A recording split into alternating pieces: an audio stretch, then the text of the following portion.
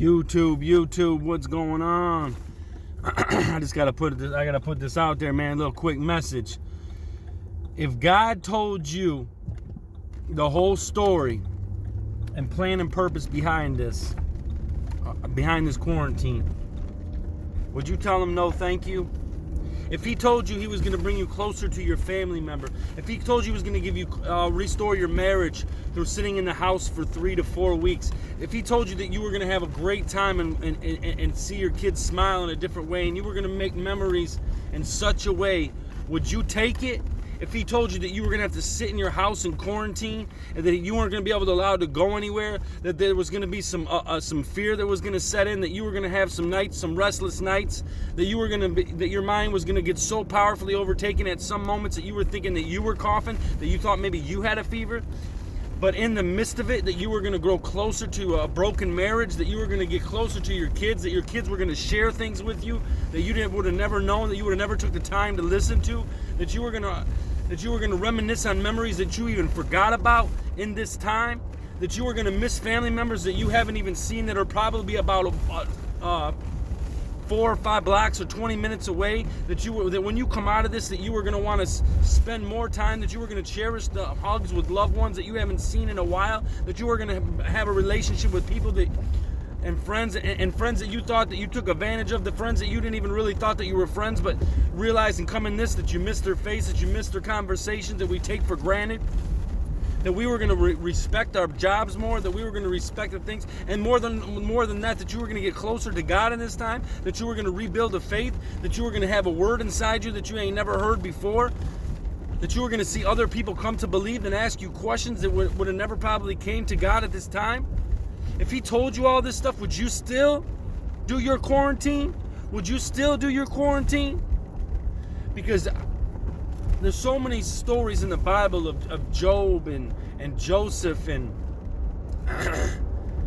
Abraham. And if he told them the story of what they were going to have to endure, if he told them what they were going to have to do to get where they had to go, even though he told David what he was going to be in front of everybody, even though he told Joseph in private what he was going to accomplish and what he was going to be, but he didn't tell them the things that they were going to have to endure.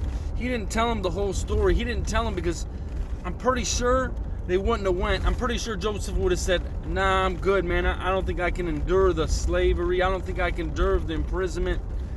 And I'm telling you, man, we don't need to know. We don't need to know. We just need to hold his hand. We don't need to understand. We just need to hold his hand. We just need to know that he is going to walk us through this. And in this time, there's going to be some beautiful things that are going to bloom from this. That he is pruning us. That he is the vine and he is pruning some branches. He is restoring. And that as long as we are in this time, not passing by and just trying to survive in this time, but we're getting closer to him, closer to his purpose. So I'm excited, man. I hope you're excited. I pray for your family as I pray for my family. And just know that we don't need to understand. We just need to hold his hand. And in these times, know that he is working all things out for the good of those that are called according to his purpose and his plan, man. And that's us. He has chosen us. He chose us. We don't choose him. He chose us. He created us. He created us, and he created this time. He knew this was nothing by surprise. This didn't take him by surprise, that this was all in his plan. He's taken all distractions away from us. He's taken everything away from us so that we can spend time with those that are important. That's family, that's loved ones that we can cherish, and that we can get closer to him, and that his spirit can speak to us in this time. Speak to us in this time. I pray that you will fast. I pray that you will pray. I pray that you will read. I pray that you will listen. And I pray that his voice is so loud in your voice that you can hear it, and that you accept the convictions of the things that he is telling you that you have done wrong, that you can change, and that you humbly accept the correction, and that you can allow the beautiful change that blossoms from this. And when we come out of this thing, not just one person, but a nation, a world comes together better. I mean, I'm already seeing families walking down the street together, something you haven't seen in ever. You see loved ones holding hands. I had never seen these people walk. I didn't even know they lived down my street, and now they're holding hands or walking down the street. God's doing a beautiful thing. We need not to focus on the sad thing. Yes, lives are being lost, and yes, things are happening, but it's all for a plan and a purpose, man. And it is sad that people have to lose their lives in this time.